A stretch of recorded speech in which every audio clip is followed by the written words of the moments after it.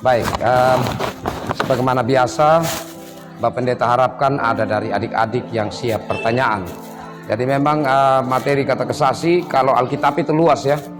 Berbicara tentang Alkitab luas, memang di dalamnya itu ada tentang doa, di dalamnya ada tentang persembahan, di dalamnya ada tentang doktrin-doktrin atau dogma yang berhubungan dengan dosa dan keselamatan, berhubungan dengan Allah Tritunggal dan lain sebagainya. Baik, Bapak Pendeta buka ruang untuk adik-adik ada yang memiliki pertanyaan untuk kita bahas bersama. Dari Andre? Ada? Ama? Wow.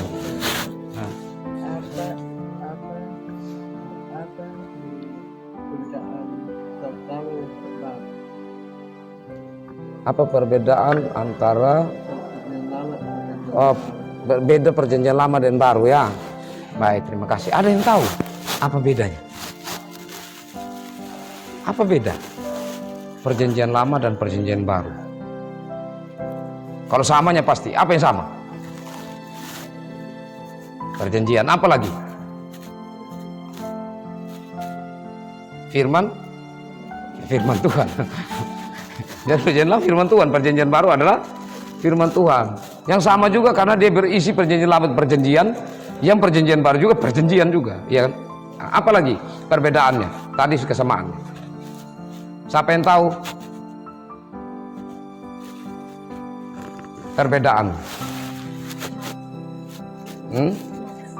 Perbedaannya di nats. Jadi tentang isinya itu beda.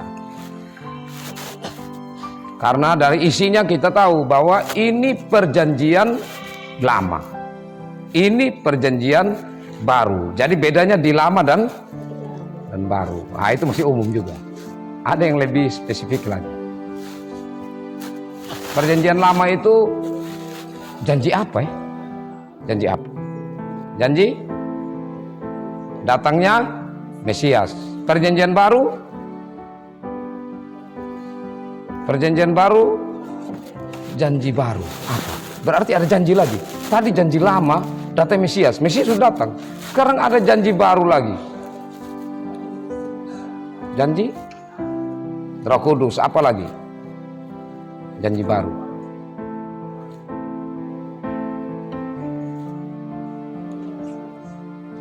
Tentang datangnya Yesus yang itu ada janji di situ. Begitu. Jadi kalau janji yang perjanjian lama itu datangnya Mesias yang pertama kali. Nah, di perjanjian baru kan sudah Yesus datang. Maka ada perjanjian baru lagi tentang Yesus datang yang kedua. Nah, itu apa maksudnya? Jadi begini, waktu Yesus dijanjikan akan datang yang pertama kali, maka semua orang itu harus ingat supaya hidup mereka sungguh-sungguh karena Yesus akan datang. Nah, karena itu waktu Yesus sudah datang, maka dipersiapkan orang untuk bertobat. Ya, bertobatlah kamu, karena Yesus sudah datang, kerajaan Allah sudah dekat. Nah, berita tentang pertobatan itu terus juga saat Yesus sudah ada, sudah pergi ke sorga, maka janji akan datang yang kedua kalinya, itu membuat kita umat harus tetap siap sedia. Karena Yesus datang. Jadi kalau orang yang tidak siap sedia, itu orang yang hidup tidak berpengharapan bahwa Yesus datang yang kedua kalinya. Ya, dong bilang begini, Bapak Pendeta, kan nanti kan ya macam yang lalu yang ditanya tuh, gitu. Ya nanti kalau semua dekat-dekat begitu baru bertobat bersungguh-sungguh sampai orang tua begitu. Waktu masih muda begini, pasul mulai orang tua itu setengah mati juga tapi rajin gereja. Karena ini sudah dekat dengan tanah begitu. Sudah matahari semua masuk. Jadi harus rajin terus kalau masih muda-muda santai-santai umur masih panjang. Nah, itu orang yang tidak hidup berpengharapan yang sungguh, karena Yesus datang yang kedua kalinya itu ibarat pencuri, berjaga-jaga selalu, Yesus bilang begitu. Jadi bisa dikatakan Yesus datang yang kedua kali dalam konteks rencana jangka pendek itu orang mati. Ya begitu. Jadi saya mati itu sama seperti Yesus datang yang kedua kali. Karena apa? Ya karena saya tidak tahu lagi kapan Yesus datang kan. Begitu. Jadi berjaga-jaga selalu itu hal yang penting. Jadi perbedaannya sesungguhnya ada di itu salah satunya sebenarnya. Tapi masih banyak tentang perbedaan perjanjian, tentang waktu juga ya. Waktu penulisannya perjanjian lama itu kan ya ribuan tahun yang lalu. Sedangkan masuk di perjanjian baru itu ribuan tahun juga, tetapi 2000-an. Kalau perjanjian lama 4000-an tahun yang lalu. Oke. Ada lagi dari ini adanya Rose, Angel, hah? Belum ada. Adel.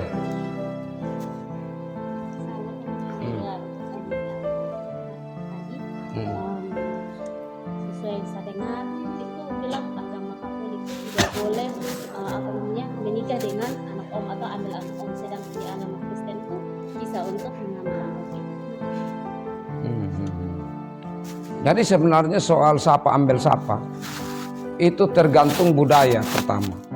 Kalau Kristen yang ada di Alkitab itu jangan yang artinya sejak Musa ya, sejak Musa itu jangan ambil yang saudara kandung, tidak boleh. Yang kedua untuk memperhatikan bahwa harus laki-laki perempuan, jangan laki-laki atau perempuan dan perempuan. Itu yang secara Alkitabiah. Tapi Alkitab tidak bilang harus ini, tidak boleh begini kecuali yang tadi. Begitu ya. Jadi itu tergantung tradisi. Tergantung tradisi dari masing-masing tempat. Macam kalau orang Sabu, coba tanya Andre dengan aku. Itu tidak boleh kalau ambilan om. Tidak layak. Kenapa? Ada hubungan darah juga begitu. Nah, kalau secara kalau kita selain dari budaya lagi, kalau kita masuk di pengetahuan, ya apa maksudnya, di pelajaran begitu ya, itu kalau ada hubungan darah, nanti kemungkinan besar dia punya IQ itu tidak terlalu tinggi, tidak terlalu tinggi. Itu kemungkinan besar, tapi tidak harus juga. Banyak yang memang karena bapaknya cerdas, mamanya cerdas. Meskipun saudara, maksudnya dalam artian anak om, ya tapi kan kalau anak om itu kan bersaudara kandung kan, bapak sama mamanya tuh, gitu. Nah, jadi kalau secara ilmu apa itu genetika itu dia nanti kurang cerdas begitu. Ya tapi umumnya, tapi tidak seharusnya begitu juga. Nah, sedangkan yang berikut berhubungan dengan kalau Katolik itu tradisi. Jadi mereka ambil dari tradisi bapak-bapak gereja, karena kalau contohnya sudah ada paus ya, begitu. Yang paling tertinggi ya dari Katolik, pemimpin tertinggi. Begitu nanti kalau dia bilang apa dan itu pikir itu benar, maka bahkan dipikir sebagai firman Tuhan. Begitu kalau paus yang sampaikan pasti sudah diikuti. Terlepas dari Bapak Pendeta tidak tahu. Terlepas dari mungkin biasanya kalau Katolik itu ada konsili, macam kita sidang begitu. Yang di dalamnya mereka bergumul dan mungkin menyampaikan supaya jangan terjadi seperti itu. Nah kalau kita Kristen Protestan intinya kita melihat dari Alkitab. Kalau Alkitab itu dia bilang tidak boleh. Tapi kalau dia tidak bicara, bisa boleh, bisa tidak. Tapi itu nanti dikawinkan lagi dengan budaya. Macam budaya kita sangat mengharapkan. Ya. Jadi kalau budaya kita justru sangat mengharapkan untuk ambilan om kan. Iya toh? Jadi itu saja yang Bapak Pendeta sempat bisa jelaskan Adel ya. Oke. Nia, silakan.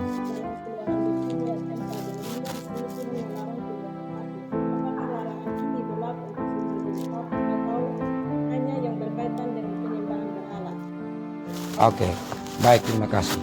Jadi patung itu pada umumnya, Bapak Pendeta sampaikan secara umum, sebenarnya bagian dari seni, atau dalam hal ini kalau dalam seni pahat, ya toh? Kan ada seni lukis, ya, ada seni pahat. Nah, jadi itu bagian dari seni, dan orang biasanya menggambarkan idenya secara nyata itu lewat wujudnya, lewat patung atau lewat lukisan, begitu. Atau menggambarkan perasaannya, bisa juga gitu, lewat itu. Nah, benarlah yang disampaikan oleh Nia tadi. Jadi patung itu yang dilarang oleh Tuhan adalah di saat yang membuat itu, ya, dia punya ide, gitu. Ini mau menggambarkan tentang dewa yang dia tidak lihat. Contohnya macam mereka tuh punya gambaran tentang dewa yang punya kepala singa, tapi dia punya badan manusia, begitu. Kepalanya singa. Dibuat dalam bentuk patung. Nah, itu salah. Karena berarti dia sudah punya motivasi untuk menggambarkan sesuatu yang menurut dia itu punya kekuatan di luar Tuhan untuk dia wujudkan. Karena kalau dia sudah wujudkan seperti itu, pasti dia akan mempengaruhi orang lain. Kalau orang lain tidak tahu, ya, begitu. Contohnya orang lain tidak punya kepercayaan itu. Orang datang begini melihat ini karena seni. Wah, ini patung bagus. Ini maksudnya apa ini patung ini? Oh, ini patung, ini dewa ini yang saya sembah apa gitu. Nah, itu kan pasti bukan dirinya saja, tetapi akan mempengaruhi orang lain. Tapi dalam konteks ini sebenarnya mau berbicara kalau dalam kitab Keluaran itu berhubungan dengan bangsa Israel supaya mereka tetap konsisten, ya, tetap untuk ada di jalurnya, yaitu tetap menyembah Tuhan Allah mereka yang tidak bisa digambarkan dengan bentuk apapun, yang kemudian berkaitan dengan itu tidak boleh disembah. Jadi Allah ini, ya, dia menunjukkan diri saja dalam bentuk yang tidak kelihatan, tapi api menyala-nyala kepada Musa, ya. Kemudian waktu Musa di atas gunung Sinai juga begitu, minta menunjukkan wajah Tuhan, tidak kasih tunjuk. Jadi tidak layaklah manusia yang berdosa itu melihat wajah Tuhan, kecuali kemungkinan besar Adam dan Hawa sebelum jatuh dalam dosa. Nah, jadi di sini berhubungan dengan sikap hati untuk menyembah. Jadi yang pertama tadi itu ide, ya, untuk membentuk. Kalau ide itu sudah salah saja, itu sudah bertentangan dengan maksud Tuhan. Nah, kemudian sikap hati yang mau menyembah patung itu. Jadi seperti itu yang dilarang Tuhan, ya. Api Ratna, Erna, ini Radi, silakan. Apa ini? Sini ada ini binatang. Itu. Nah, biasa sebentar sudah.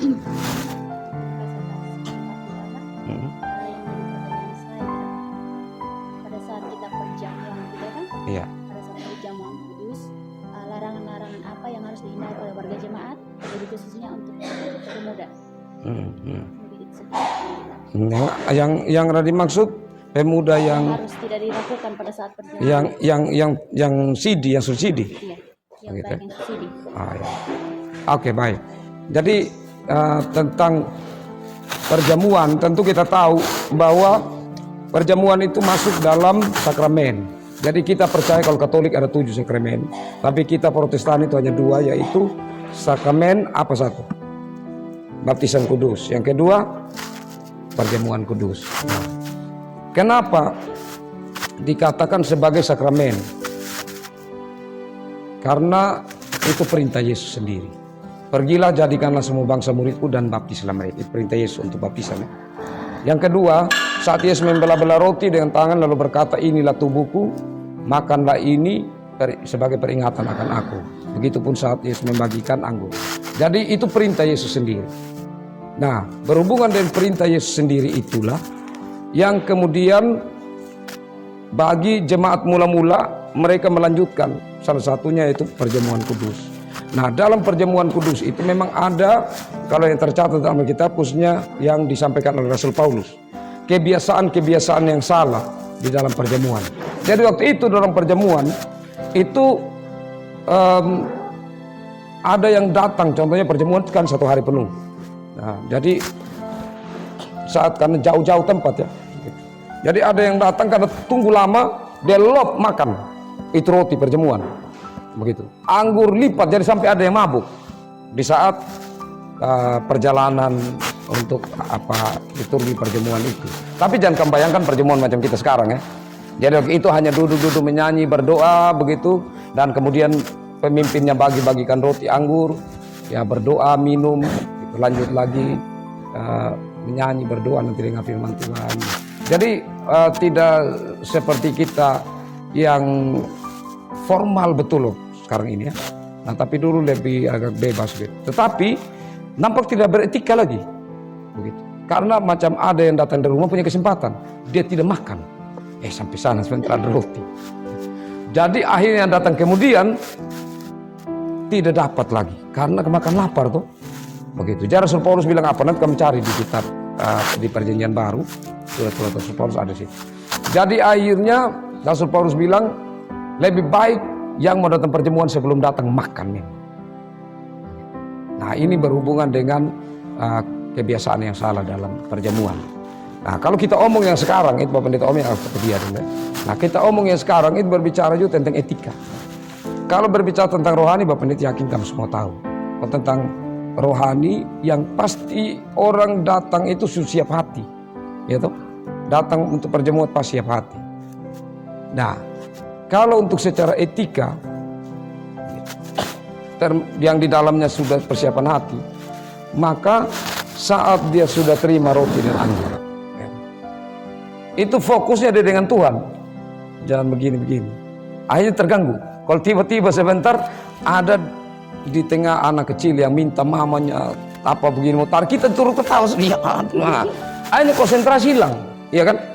Itu contoh. Jadi kalau sudah pegang, sudah konsentrasi sudah. Dan roti dan anggur. Begitu. Nah, itu masalah etika. Ya, termasuk dalamnya persiapan hati. Yang berikutnya, saat kita makan minumnya, gitu. Nah, sebelum itu, sebelum pendeta bagikan ke kiri kanan roti dan anggur, itu kan ada saat teduh setelah semua dapat anggur. Saat teduh. Nah saat teduh itu bilang apa? Bilang apa? Jadi di situ bilang Tuhan, yang saya pegang ini adalah lambang dari tubuh dan darah Kristus. Saya manusia yang tidak layak. Tapi di saat saya makan dan minum, saya bersatu dengan Kristus yang sudah telah berkorban bagi saya. Ajarlah saya untuk menjadi murid Kristus yang setia, yang menghargai darah, tubuh dan darah Kristus yang berkorban. Nah itu, saya tidak tahu selama ini ya sudah sidi waktu kamu doa apa namanya?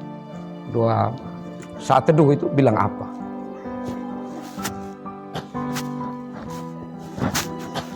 Nah jadi setelah makan dan minum itu sikapnya juga tetap sikap beretika. Kenapa? Karena begini, kenapa sikap dalam apa itu sangat-sangat penting di dalam perjamuan? Karena kalau kita saja yang sudah tidak tertib, orang lain yang sementara siap terganggu kan? Pasti itu yang terjadi. Sedangkan orang dari rumah ini mungkin ada berhari-hari, mereka itu tidak mau ketemu orang, takut salah omong. Mereka yang takut jangan sampai salah omong, akhirnya gagal perjamuan. Nah sedangkan datang sudah siap di tempat, terus ada yang mengganggu di sebelah. Jadi sikap-sikap saya pikir lebih kepada etika. Ya, tadi ya. Ada lagi? Oke.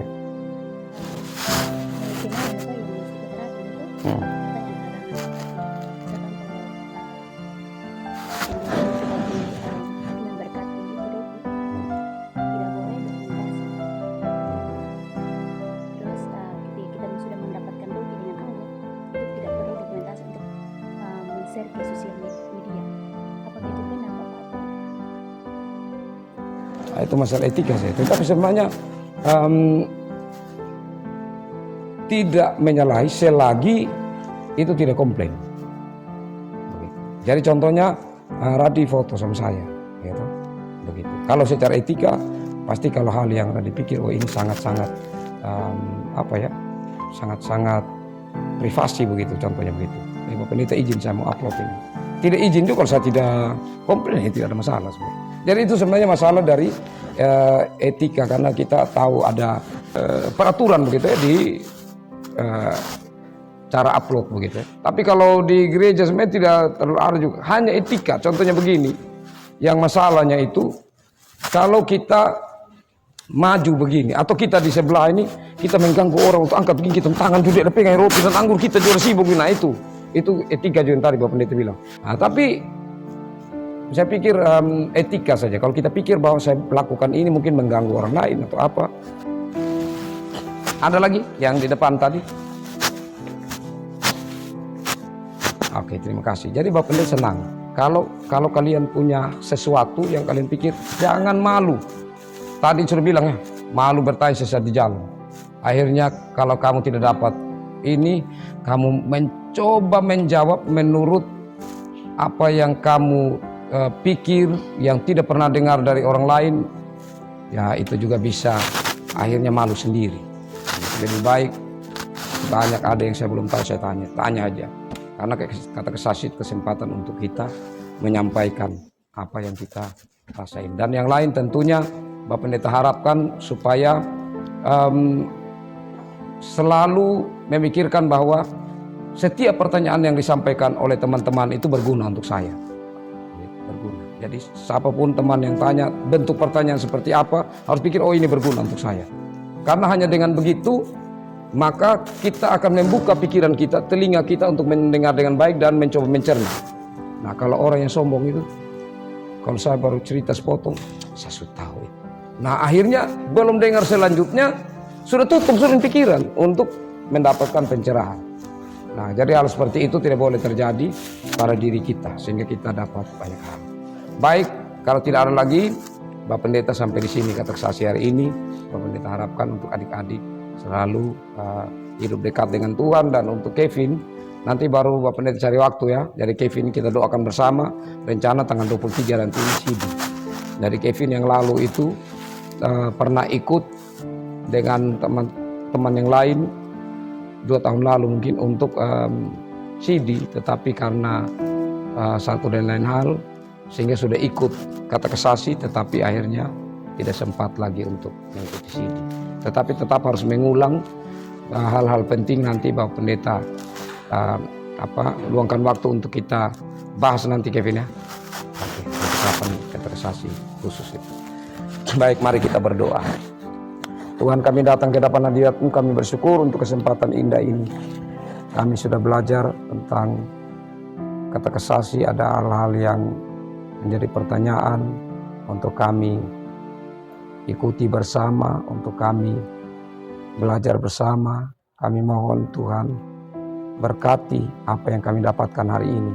Dan untuk kata kesaksi ke depan, biarlah semakin banyak teman-teman yang secara serius mengikuti kata kesaksi untuk mereka semakin diperkaya untuk hal-hal yang rohani dalam hidup mereka.